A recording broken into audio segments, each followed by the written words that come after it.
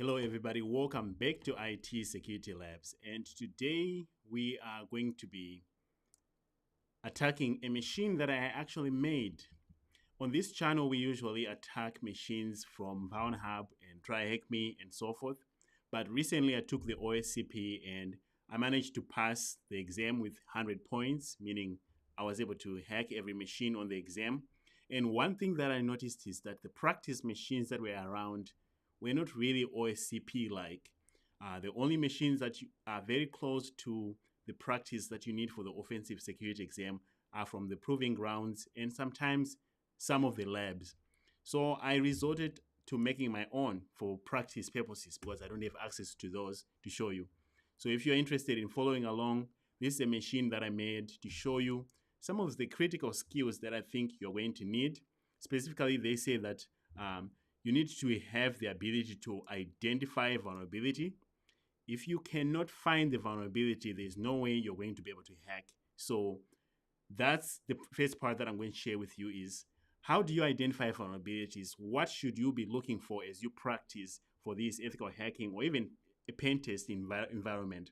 So first, you need to be able to identify the vulnerability so you can get in. Otherwise, you're going to be stuck and you won't get anywhere and you fail. Then the second part is to execute organized attacks. I'll share with you how to think and also how to sort of like read the exploits, which I think is very important. So these two things are what I'll be showing you by demonstrating on my machine that I made, and it's a Windows machine, so I can show you the mentality that I had as I took the exam. In addition to that, you will notice that I have Security Onion here. We are going to be detecting as usual. We don't just attack, we attack, then we see what type of traffic do we generate. Today we'll be attacking a Windows machine, so we expect to see the executables as they are moved across the network. As I move my payloads, I should be able to see as the reverse shells get executed, we should be able to detect using Suricata and Zik in this case. So these are very exciting skills, and thank you very much for joining me on this live stream. BT, it's good to see you, brother. Thanks for joining. So without wasting time, download my machine. It's called Mousekatool. I named it a clever name because of what the exploit does. And follow along with me as we practice some of these great skills. So one thing that I did right away is I imported this virtual machine here after downloading it, import it in VirtualBox, then attack it with your Kali Linux machine. In this case, in my Kali here, I can do a ping 192.168.38. It's an IP address of 70. And when you go for the OSCP, you are given the IP addresses that you're working with. Just like with a normal client environment, they will say, hey, here's your scope. This is what you need to pen test. So IP addresses are not secret. In this case, it's 70. So our IP address is responding. The first thing that I did was I ran auto recon on 192.168.38.70.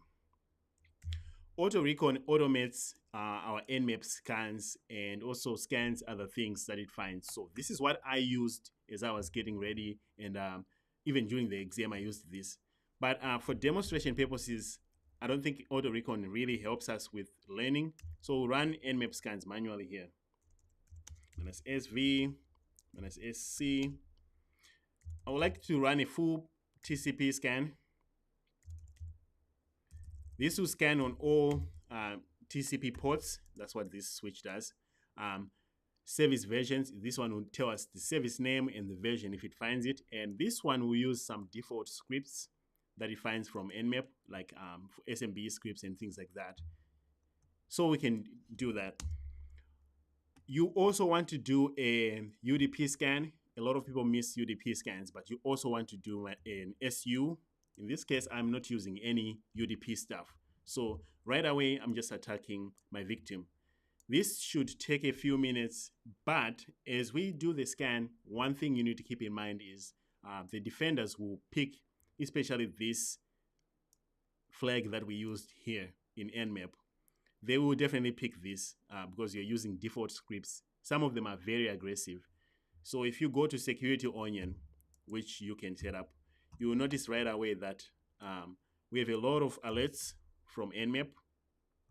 That's because of that script scan that we're running. So all these alerts here are being triggered by Nmap. We haven't done anything interesting yet. It's just Nmap. So if you don't want these alerts to trigger, do not do SVSC in a client environment, of course, because Nmap, especially the user agent, there's a lot of rules that are just set to detect it. So I'll show you one of them. This suricata rule here probably looks for the word Nmap scripting engine in the user agent when it's set.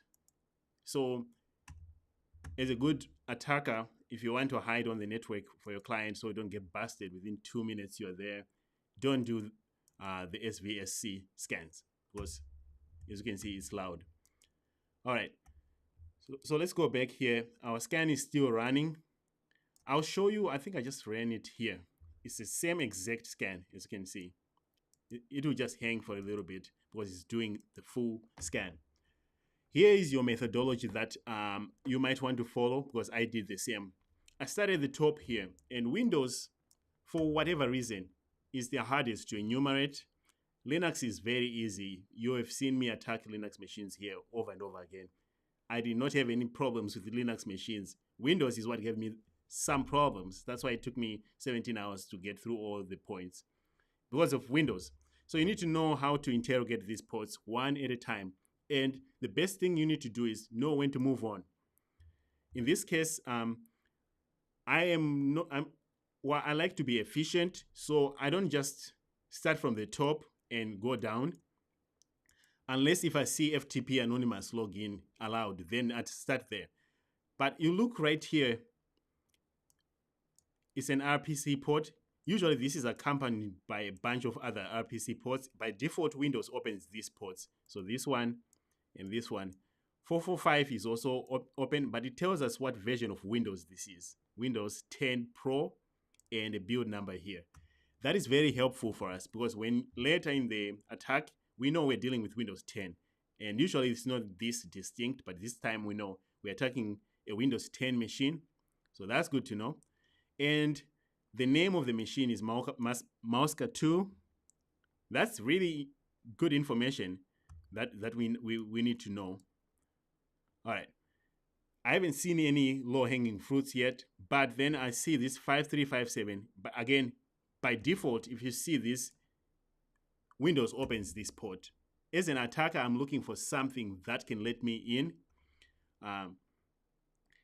And I will need to interrogate all these ports as well. But you need to keep going and do a quick look. Right away, this should pique your attention right away. It says it's port 8039. It's not a common Windows port. The service is unknown. However, this service seems to accept these methods: post, get, trace, options. What random service on the internet somehow starts accepting that? And here is the server, Bruce_WY100. I'm very interested in this thing. I've never seen it working with Windows. I would like to interrogate it. But for now, I'll keep going. Okay, RPC, this is normal. RPC opens a ton of ports. Knowing what's normal and what's not normal really helps in removing a lot of noise. You can interrogate RPC as well using Enum for Linux. Enum for Linux will take care of most of this for you automatically. Then this is now complaining about that service, the unknown service. So we know we need to interrogate that one. Then down here, we have the telltale signs that eternal blue might be enabled here. Again, this is something you need to test, especially if you have SMB enabled and it's dangerous. This is the second thing that I'll do. So to save myself some time, what I would do is I'll start with what piques my interest first. Then I'll go to normal things. If something stands out, I'll start with that. So if HTTP is running on some random port, some high port somewhere, I'm interested in that. I would like to know what service is running there. That really will save you a lot of time, because administrators would do things like that where they open some random ports. So let's start with this one, because it's an interesting port. it's an unknown service, so we need to know what we're dealing with. The only thing we have is the server name. So we'll copy that. Okay, the same results came out here. So let's clear this. I'll do a search exploit on that. I'll also plug it in Google. And search exploit will show us if there are any known vulnerabilities for this thing. But so far, we don't even know what it is. We're just doing a search exploit. Hey, search exploit, let me know what this is. But let's also ask the internet, because if there's a GitHub page somewhere, we should also know. Let's go. All right, so as you can see, search exploit says we did not find exploits. Well, what is still, we need to know, what is this? What is this service? And the best place, then you do an exploit.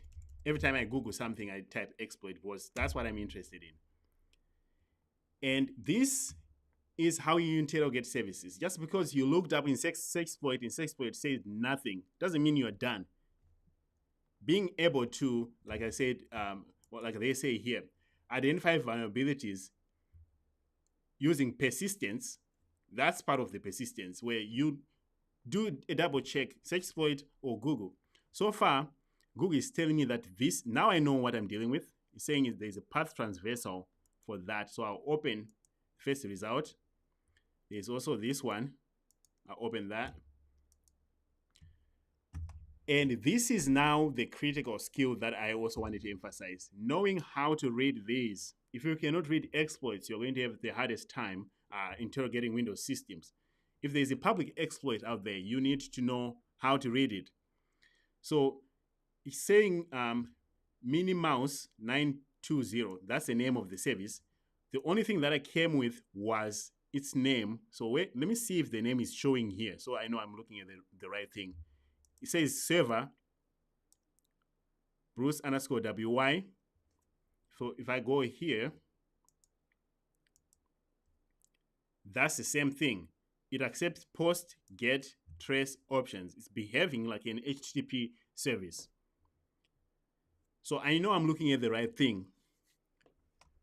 So you can try this path transversal vulnerability, but I'll tell you one other thing too that you need to do. The easiest thing that you can find when you find vulnerabilities are remote code executions. So just because this says path transversal and it was the first result that we got here, does not mean this is all there is to Mini Mouse 2.0. You can go and try to read this. So let's say we'd found this path transversal and we're like, okay, how does this thing work? We have no idea, right? We just know that it's Mini Mouse and it's Windows. We can use it, in this case, according to this POC, you can use it, send a get. Or can we send get? Yes, we can. So we're looking good. Then we can specify a file and we can go and steal Windows file from the C directory, whatever, the one that we want. And the host will be 192.168.1.1.1 on port 8039. Do we have port 8039? Yes, we do. So this proof of concept is showing me that we are on the right path here. The only problem that I have is it's setting a user agent. In this case, it's saying Mini Mouse 9.0, and it wants the user agent to be an iPhone. That's where a lot of people get tripped. If you try to access this service using any browser with a Mozilla user agent, it's not going to work. Does this mean that the exploit doesn't work? No. Does it mean that you need to know what this user agent means? Yes. You need to know, okay, what does it mean when you say we're setting a user agent? This means that this service that we are running responds to a browser from an iPhone. Right here is what distinguishes between people who pass these so-called pentest exams and those who fail. It's not because people don't know, but people just don't read the exploits correctly and they don't know what to modify. So I'll show you, for example, if I try to access my service on port 8089 in a browser here, it will not let me. But I'll switch a user agent and I'll show you how to do that in a browser, and it should let me. All right, I'm just opening a browser here. All right, another thing is, now that we know the name of the service, you owe it to yourself to copy that. Now let's go and do search exploit again. Or you can Google that service for if there is more exploits to it.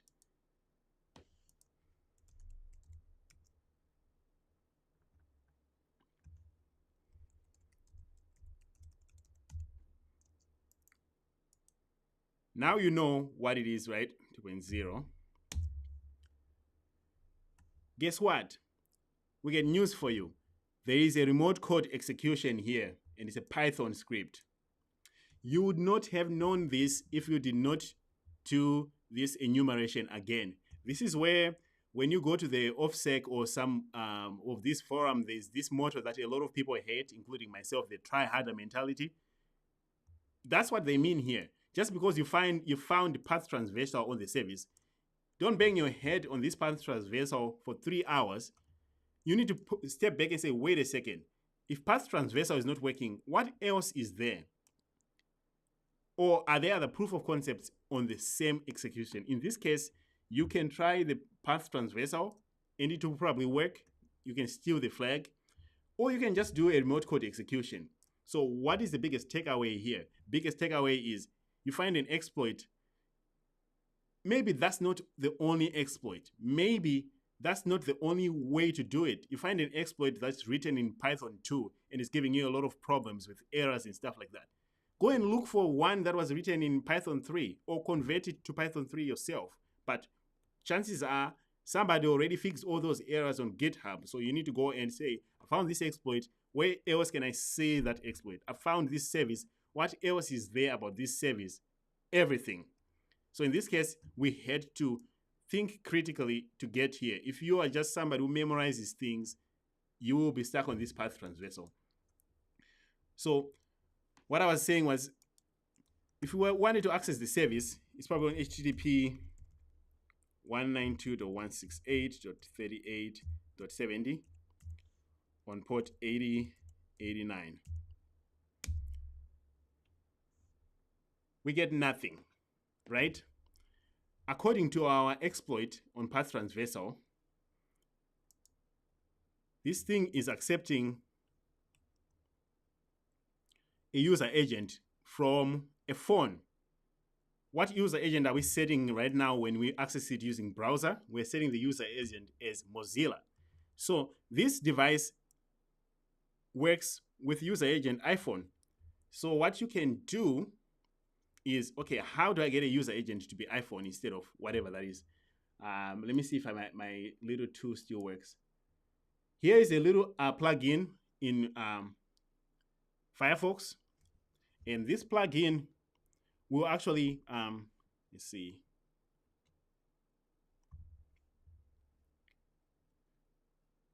This plugin will tell you that you can, let me move myself out of the way into round. You can use this little plugin here to mimic any device that you want. You see on mobile here, I can choose iPhone. Let's see now that I chose it to be iPhone, if it will work. Still nothing. But let's see, what version did it choose? That was an iPhone.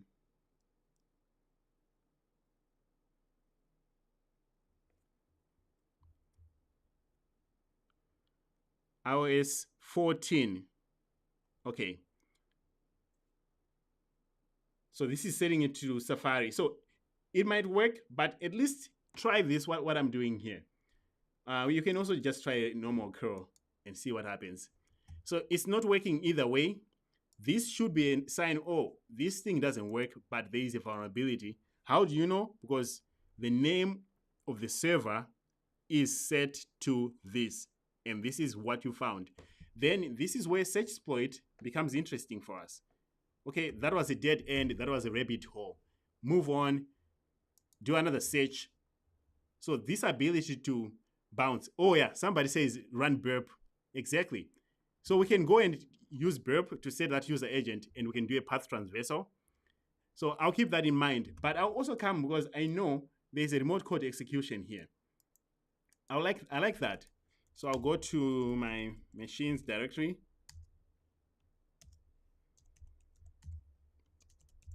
I'll name this one mouse.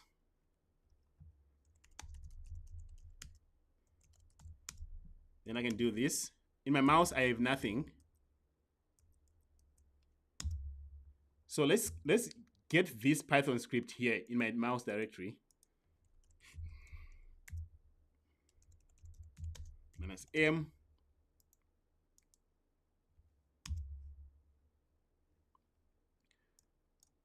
And now I have my exploit, right? First order of business, what's in this Python script and how do we do remote code execution? Let's actually just rename this to exploit. That way it's easier. All right. Yet another critical skill that you're going to need. This is, people say, do you need programming skills, or do you need to know, you don't need to know how to program or to write complex scripts. What you do need to know though is how to read other people's code and do minor edits if you need to. But to understand what this thing is doing is going to be very important for us. And if you have a hard time reading exploit code, you need to practice. You need to practice Python, watch some basic Python codes. But right away, I'm looking for, it's the same version that I have. This is tested on Windows 10 Pro, and there's a build number here. You can always do a quick check with our results from here, whether it's Windows 10 or not. In this case, this told us that it's actually Windows 10 Pro. So we are in the right path here. And that it's running, we don't know about the build, but at least it's Windows 10. So let's read exploit. I am not a Python expert in any way, but we're importing these modules here, these 5 modules. We have sleep, which is sleep argparse. This is a JSON parsing module that we have, and request. Nothing fancy here. But even if you didn't know what these modules are doing, you should know what's happening here. So IP is equals to input. This is going to ask for an input from the user. You can try to run this exploit and you see it will ask you input target IP. So it's asking what is the victim IP. It also wants a local host HTTP server IP. So right away, you know, they are setting an HTTP, you need an HTTP server on your local host, and you're asking for what? We need to know, right? Then it says name is equals to input payload file name. So I'm hosting an HTTP server. It wants me to give it a file name for a payload. What does this mean? It means that I'm going to need a payload on my computer that's probably going to be hosted on my HTTP server, and this thing here will deliver it for me. Right away, I can tell from these 2 lines here. And then the URL is going to be, then these curly brackets in port 8089. So I know the URL is just going to be for the victim, and it's going to take an IP address that you entered here to place right here. Then the headers are some connection stuff, and again, it's setting the user agent to an iPhone. We could have done this with burp as well. Specifically, it also takes this iOS version. So if it's not this version, it might not even work. Okay. Then we have this down equals to command. I'm thinking, since I'm hosting an HTTP server, this is downloading something. And guess what? It is, because it's running setutil curl URL split. This command here, this is a setutil command that you run on Windows to download things. And if I go to my notes here, under my file transfer, you should see this is the command that they're using. I have it in my cheat sheet because I use it all the time to move files. So I already know they're moving actually files just like how I do here to Windows, temp, netcat. In this case, it's not netcat. They're just moving the file, my exploit, in the temp directory and its name. This name here is the same name that was set up here. So being able to just read this simple Python script really goes a long way. if you don't know what this thing is doing, there's no way you're going to get it to work anyway. All right, so now that it does that, we know we need two things. We need an HTTP server, we need a payload that will be delivered using setutil. Next, there's a shell equals so what are they doing? They're going to run a command. What are they running? They're going to run start with /b. I don't know what the B option is in Windows, but it's going to execute the payload that we put on the server. So this is pretty much getting our exploit file from our machine, delivering it to the victim for us, then executing it for us. So what does this leave us with? We just need to generate a reverse shell payload. We just need to host an HTTP server, and we just need to run this thing and it will do the rest. A very critical skill here. If you cannot understand what's happening in exploit code, it's going to be difficult for you to even pass the OSCP, because you have everything that you need. Just make it work. In this case, we know what's being asked of us. And I chose this one for my demo because there is no documentation for this. You will not see a documentation out there that tells you exactly what to do step by step. I'm probably the first one who is making a video about Minimouse 9.20 exploit. I don't know, I didn't see it anywhere. So now that we know what this is doing, let's go and prepare what's required of us. So first, let's quit out of the exploit. We don't have to mess with anything in there. We just need to give it what it needs. So we need, according to our exploit, we need a payload. While our machine is running Windows, let's use MSF Venom to generate a reverse shell payload. And here I have my cheat sheet. There's all kinds of documents out there that would show you the different options. Mine is probably not that nice to look at. I have all kinds of options.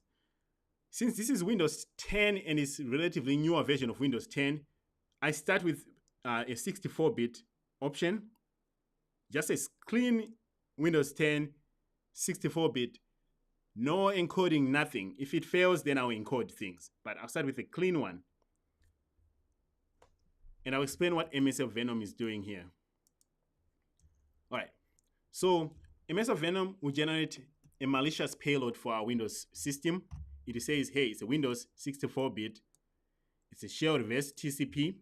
We just need to tell it, okay, what is the local host? What is the local port? If this fails, it doesn't mean the exploit doesn't work. We might need to encoding it using or maybe we might need to try the 32-bit version. There are a lot of people who try the same one over and over again. Well, it's not working. Try a different one. And the harsh way of telling people that is try harder, which I don't think you need to hear. But the idea is, if one thing is not working, don't be tunnel-minded. Try something else. Don't move on to the second one because you think that was in the way. So this is localhost. Let's check what is our localhost IP address here. 192.168.38.146. Local port, I'll just leave that to 443. So this will give us a malicious Windows payload. And all what this does is give us a shell.exe. If you go to the victim and execute this, it will try to connect back to us on this port, on this IP address. That's all this does. And MSF Venom does a really good job for that. This will definitely hang for a second here. So let's let it run. And by the way, if you prefer to read the exploit on a browser, this is where you go. I'll show you here.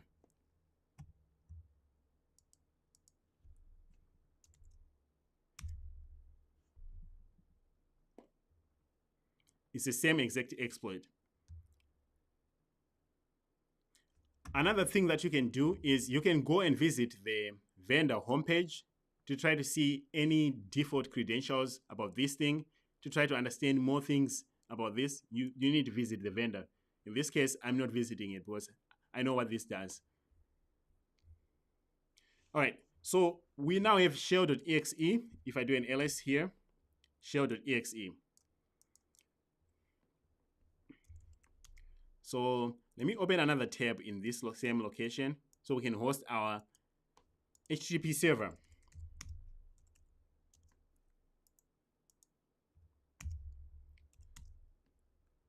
All right, so according to our exploit,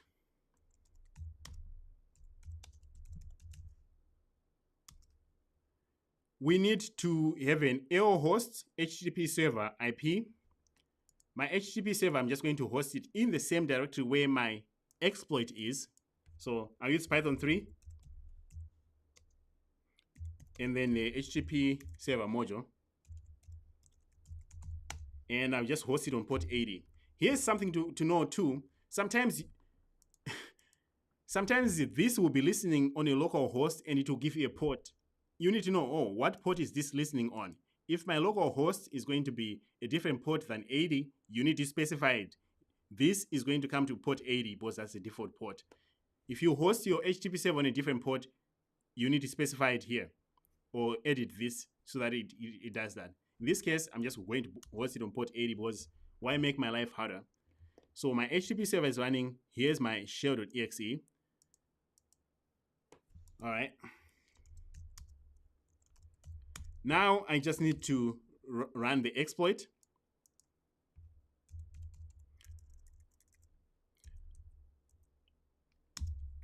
If you look right here, it says Python 3. So you need to run it in Python 3. Just stating the obvious, but just in case.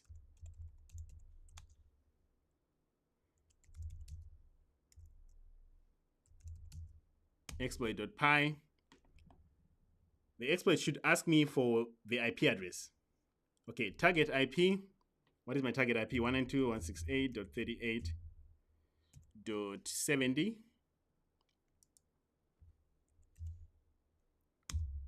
Local HTTP server is on 192.168.38.146. That's the IP address of Kali that's hosting HTTP server.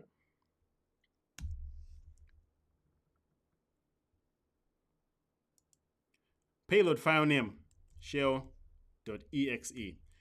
But here's a big thing you need to know. Before you run this, you need to start a listener.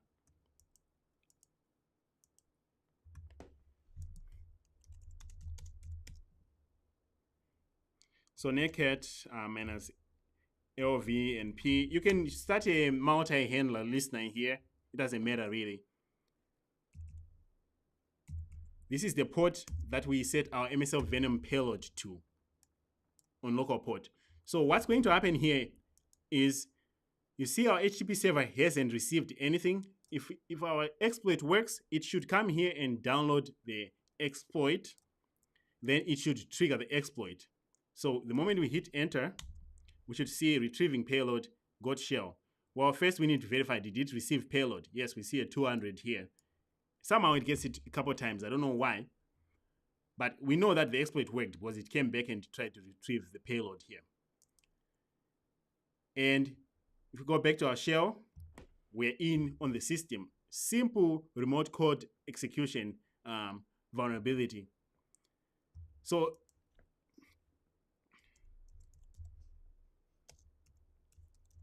can I do that? Who am I? Okay, let's just do it. Who am I?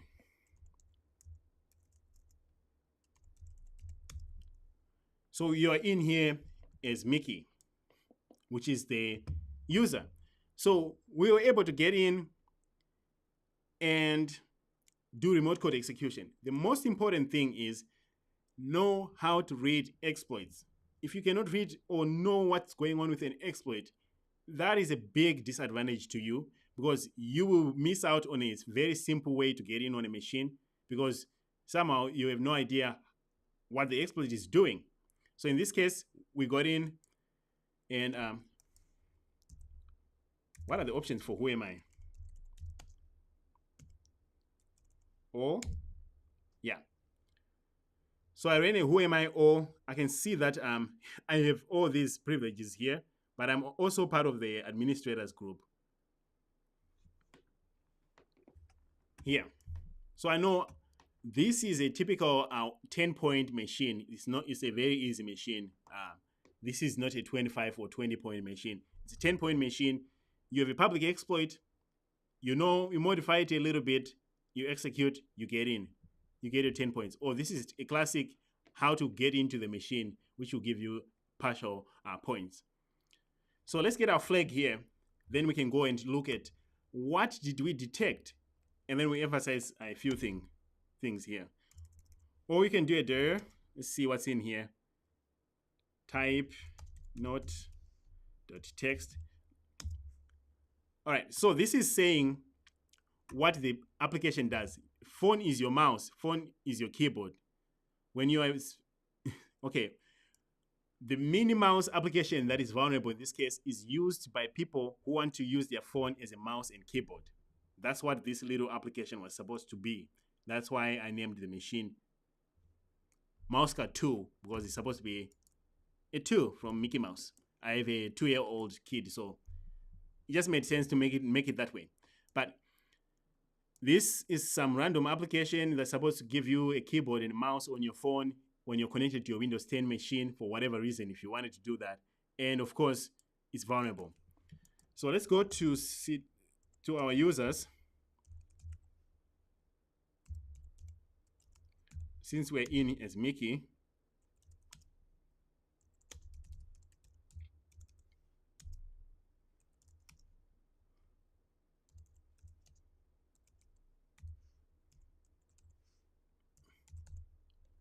so what's our flag? And I say the more you hack, the better you become. That's our flag. Why do I think this way?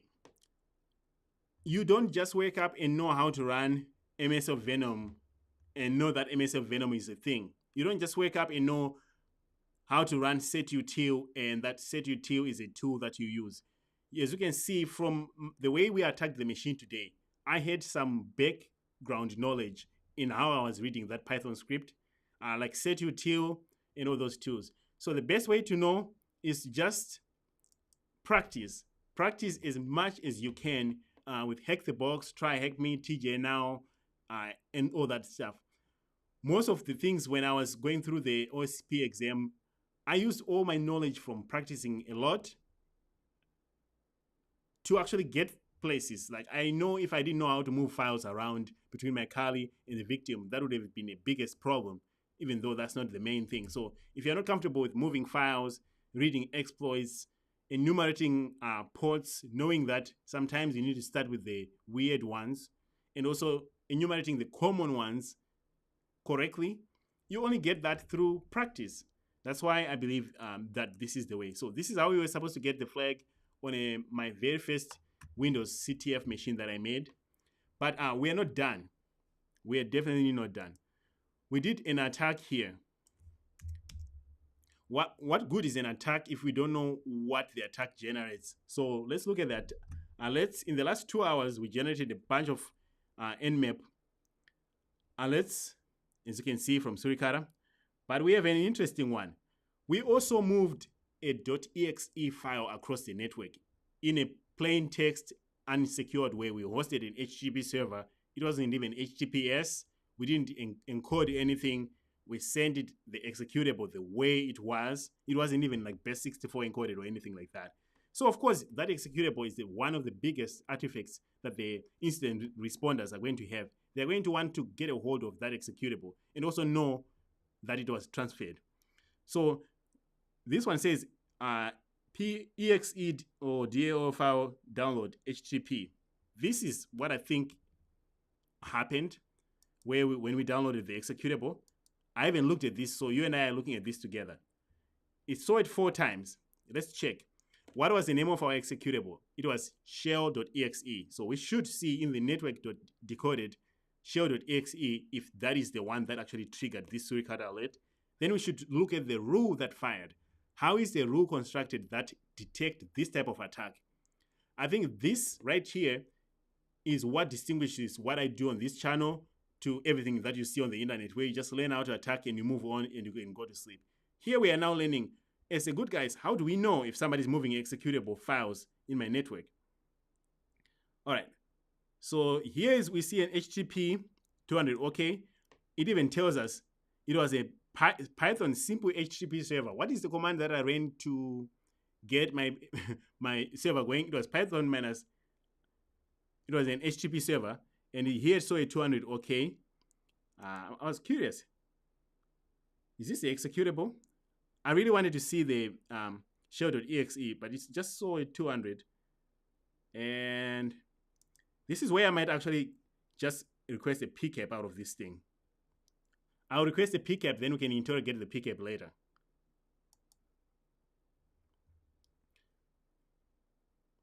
And by the way, being able to work with Pcap is also very important.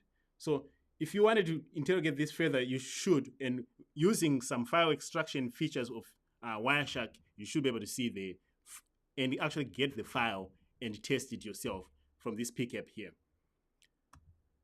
All right, let's go back to our alert.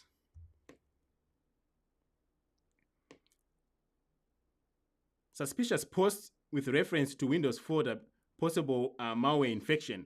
That's interesting. Let's look at that. So we committed a crime, now we're investigating ourselves. Oh, this is saying source port.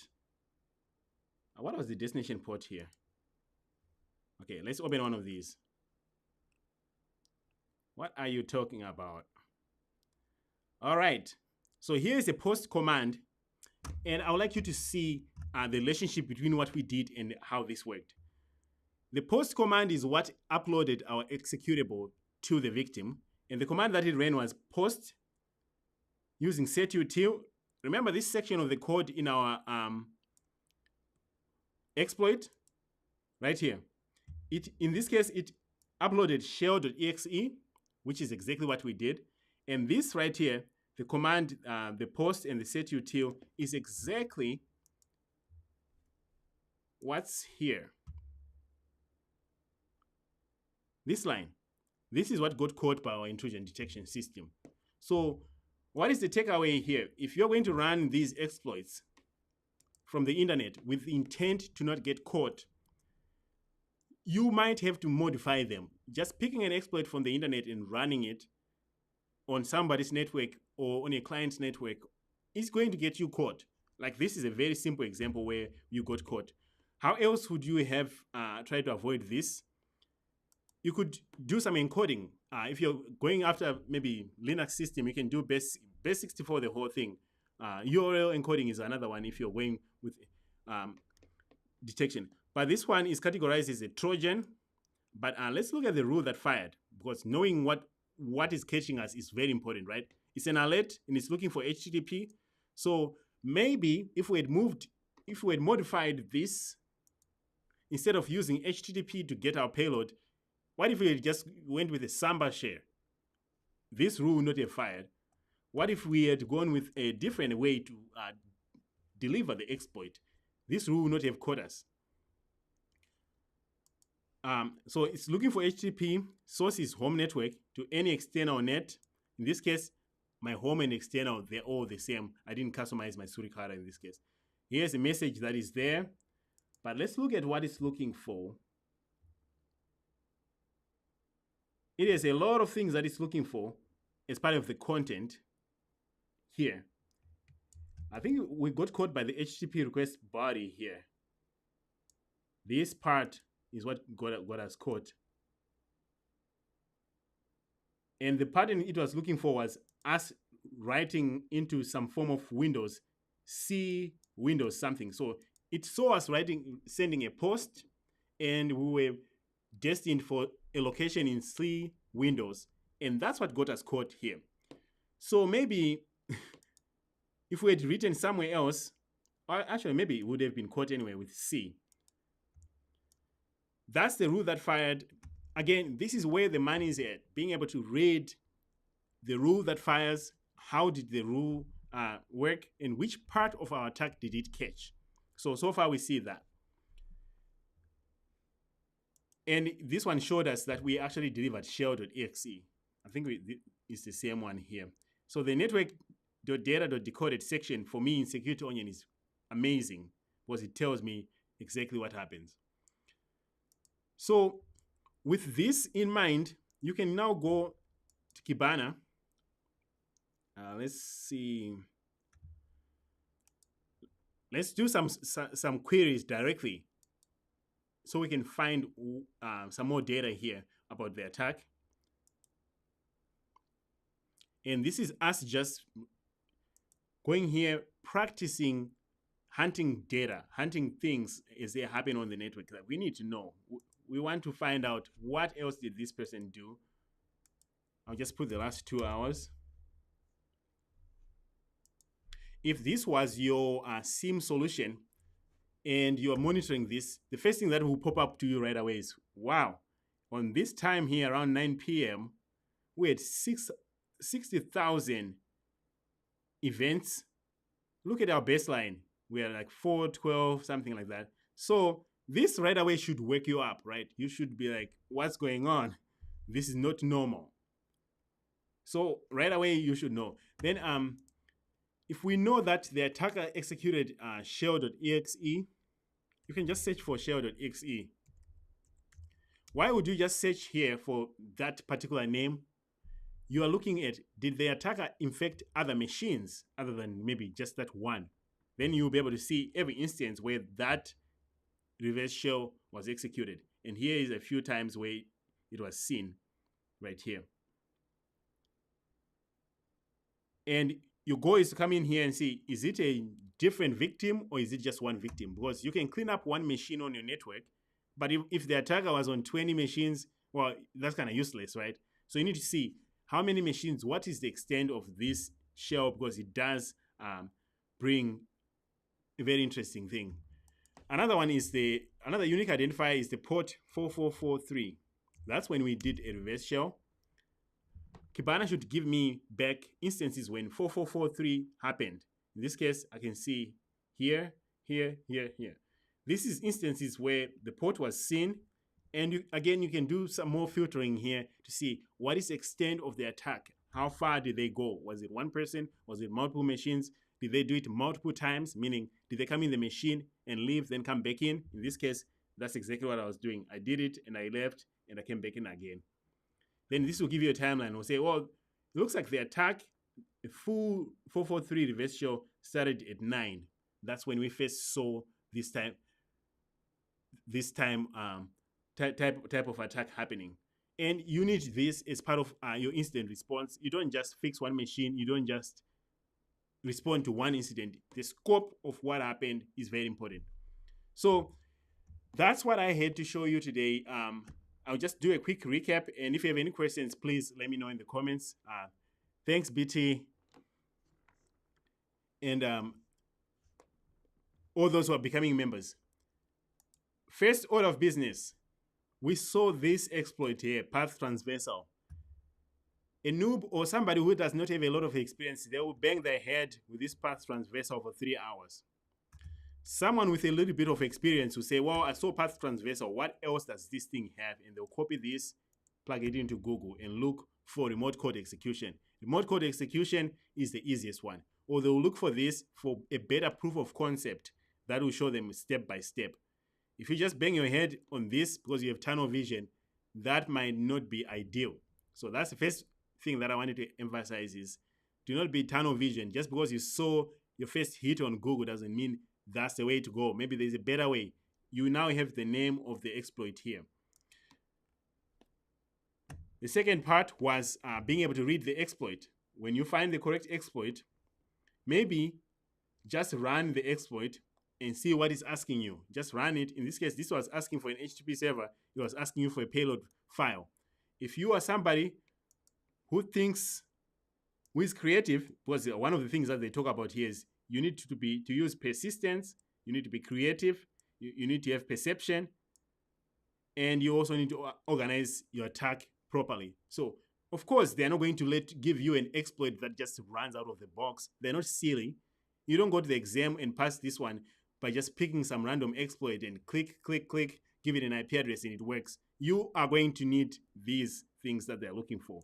And one of those ways is being able to think outside of the box. And unfortunately, people say try harder. I don't know if that's true, but that's at least what I like to emphasize is have some perception, and also be a little creative. Above all, try multiple ways. Just because you got stuck with one and you're all frustrated doesn't mean that's the only way. I don't know why people don't just look for other ways, but it happens. And then we did some detection. Of course, there's more here. In this case, we have a Pcap. If you wanted to take this even further, as part of your practice, extract this Pcap in Wireshark, then download the executable that was actually executed from the Pcap, maybe using Network Miner or even just Wireshark, and learn how to interact with Pcap that way as well. But we won't cover that today. If you haven't, please like, subscribe, let your friends know. I think this is really good content. It will help you a lot. This is how I learned, and this is how I learn. And if you subscribe, we'll keep learning together. On Sunday, when we come back, I will have more tips and tricks on how to approach the OSCP. I'll have a slideshow to show you everything that I think I know in a live stream format. So Sunday at 9 p.m. Central Standard Time, stop by with any questions that you have about the prep, how I prepared. Of course, I won't tell you exactly what I did on the exam, but I'll be happy to share with you all the tips and tricks of what I've learned and how I was able to get all the 100 points on the exam, which I think very few people do. So I'll be sharing that on Sunday. Otherwise, thank you for joining me on this Friday, and I'll see you on Sunday.